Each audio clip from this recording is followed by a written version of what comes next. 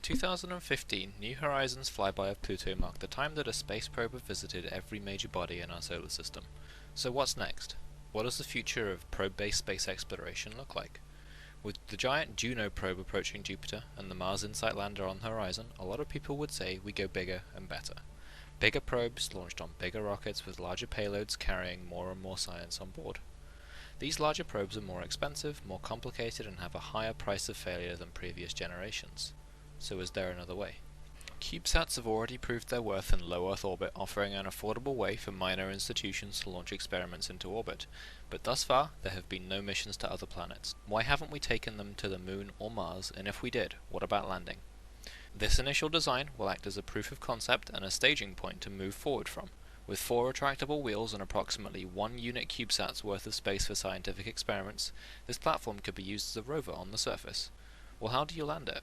For now, landing is only possible on low to zero atmosphere bodies. While I do think a design with a suitable heat shield and parachute controlled descent is possible for landing, on Mars for example, it is another layer of complexity, and developing a suitable ablation method is challenging.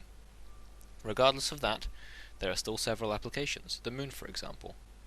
On approach, the probe will begin to slow down. After the probe has cut its lateral velocity, it will begin to fall towards the surface. The probe will face the engine down and deploy landing legs, landing vertically. The probe wheels will be deployed in this orientation and the probe dropped onto them once they have been deployed. Due to the low mass of the probe and the reduced effect of gravity, this will not damage the wheels. The engine will be jettisoned to further save weight, and the probe will rely on its internal power as it roams the surface. With this design, we could potentially send miniature rovers to planets for a much smaller budget than traditional probes. But what about the science payload? With such a small space for science, is there even any point to doing this? This is where, once again, the cost of CubeSats proved their worth.